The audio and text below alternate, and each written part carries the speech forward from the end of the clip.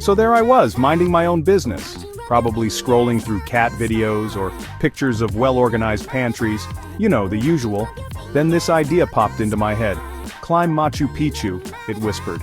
Or maybe it shouted. It's hard to tell with these internal monologues. Was it a profound desire to connect with ancient civilizations? Or was my internet just really slow that day? But the seed, or perhaps the particularly stubborn weed of an idea, was planted. Honestly, who decides to willingly subject themselves to days of walking uphill? Uphill! It's not natural. Yet there's this weird allure to places like Machu Picchu. It's old, it's mysterious, it's really high up. And let's be honest, the photos look amazing on social media, maybe bigger than the history. My decision to embrace this challenge was, shall we say, impulsive. One minute I was contemplating the merits of different brands of almond milk. The next, I was researching hiking boots. It's a slippery slope, people. The preparation phase. This is where the real fun begins. Or more accurately, where your bank account begins to weep softly. Suddenly you need gear, not just clothes, mind you. Gear. It sounds so serious, so professional. I walked into an outdoor shop.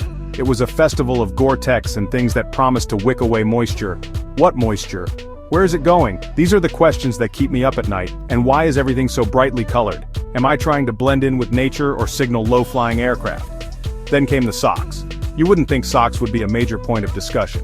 But oh, they are. Hiking socks. Special socks. Socks that cost more than a decent bottle of wine.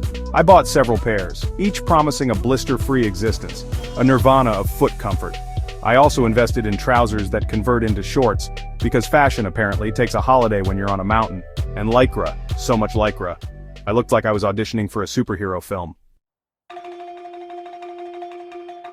Flying into Cusco is an experience. The plane sort of drops between mountains. It's very scenic, if you can open your eyes. Once on solid ground, the first thing that hits you is the altitude, or rather, the lack of air. It's like trying to breathe through a cocktail straw, a very thin cocktail straw, that someone is also pinching.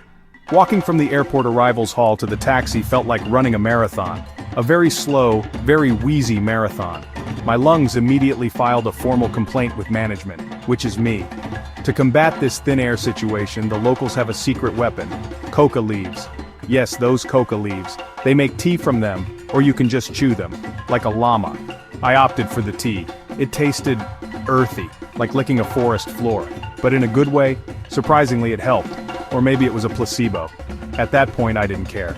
If someone had told me that wearing my pants on my head would help me breathe, I'd have given it a go. No questions asked. Desperate times, people. Wandering around Cusco was lovely. The day arrived, the start of the actual trek. The alarm went off at an hour I previously thought only existed in myths, like 4 a.m. or something equally ungodly. It was dark, it was cold. My enthusiasm levels were, shall we say, suboptimal. I dragged myself out of bed, questioning every decision that had led me to this point. There were many, too many to count before coffee, or in this case more coca tea, because why not? It hadn't killed me yet. So that was a positive sign, I suppose. We met our group and our guide, let's call him Ricardo, the relentlessly optimistic. He was so cheerful, so full of energy. At 5 a.m. it was frankly suspicious. How could anyone be that happy before sunrise? And without copious amounts of caffeine? He gave us a rousing speech about the adventure ahead. The beauty, the history, the spiritual journey. I was mostly focused on trying to remember if I'd packed enough blister plasters.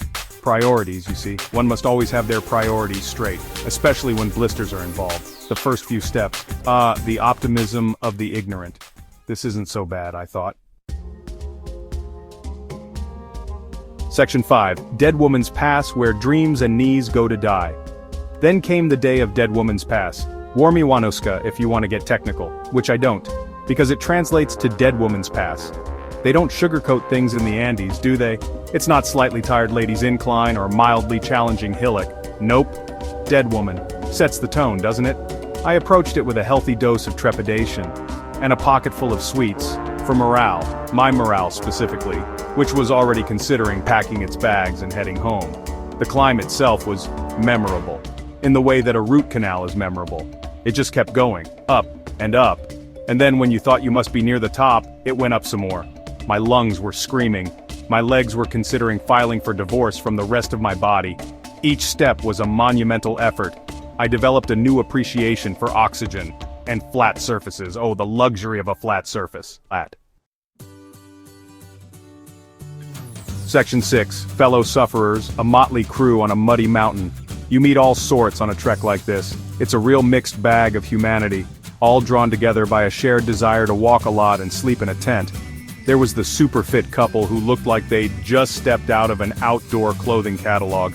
They practically bounded up the mountains while the rest of us wheezed along behind them, trying not to look too envious or too much like we were about to collapse. It's a fine line, you know, a very fine, very wobbly line. Then there was the chap who seemed to have packed for a 5-star hotel experience. He had a special inflatable pillow, a miniature coffee press, and gourmet snacks that he reluctantly shared. I think he even had a tiny battery-operated fan at one point. While I was trying to decide if my one remaining clean sock was truly clean, or just less dirty than the others. It really puts things into perspective, or makes you question your own packing choices. Maybe I should have brought the fan, and the coffee press. We also had a couple who communicated almost exclusively through passive-aggressive sighs and pointed glances for 4 solid days. It was like watching a very slow, very quiet marital drama unfold against a backdrop of stunning Andean scenery. Did you pack the blister plasters, dear? Followed by a sigh that could curdle milk. I thought you were packing them. Another sigh. It was strangely compelling. Better than daytime television almost. Section 7, scenery overload, pretty rocks, fluffy llamas, and endless green bits. Let's talk about the views, because let's face it, that's a big part of why people do this. The Andes. They are, to use a technical term, massive, huge, ginormous. You can't really miss them, they're just there. Everywhere you look. Majestic peaks, deep valleys. It's all very dramatic, like a scene from a fantasy film. Except you're actually in it, and your feet hurt, and you could really do with a decent cup of tea, not the coca kind for a change, though needs must. The trail winds through different ecosystems, which sounds very scientific and impressive. Basically, it means 1 minute you're in a sort of dry, scrubby bit, the next, you're in a cloud forest, which is exactly what it sounds like. Misty, ethereal, slightly damp, ancient Inca ruins pop up unexpectedly, tucked into hillsides, perched on ridges. Section 8, the Sungate Spectacle. Finally, the money shot, another pre-dawn start. My body was now convinced that sleeping past 4:30 in the morning was an act of rebellion. I stumbled out of the tent, fueled by the promise that this was it, the final push, the home stretch. We were heading to Intipunku, the Sun Gate. This is where you're supposed to get your first magical sunrise glimpse of Machu Picchu, the iconic view, the one on all the postcards. The pressure was on, for the sun to show up, and for us to make it there in one piece. The hike to the Sun Gate was, predictably, uphill. Of course it was. Why would it be anything else at this point? It was dark, it was chilly, there was a lot of determined plodding, and the occasional muttered curse when someone stumbled on a loose rock. The anticipation was building. Or maybe that was just the lactic acid in my legs. It's hard to tell the difference sometimes. We climbed a final steep set of stone steps, known rather ominously as the Gringo Killer Steps. Charming, very welcoming, and then, there it was. Or rather, there it wasn't. At first, just a lot of cloud.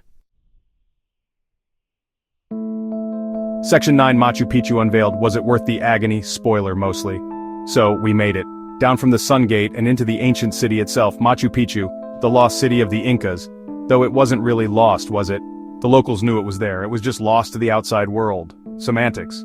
Anyway, wandering through the ruins was quite something, all those stones so perfectly fitted together, without mortar. How did they do that? It's baffling. The Incas were clearly very clever and very patient, and had a lot of time on their hands, and presumably very strong backs.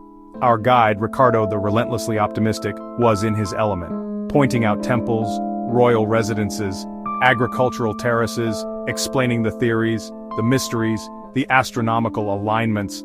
It was all very interesting. Though, if I'm honest, a part of my brain was still preoccupied with the location of the nearest toilet, and whether it would have actual running water. These are the practical considerations of a weary traveler. History is great, but so is modern plumbing, especially after 4 days on a mountain.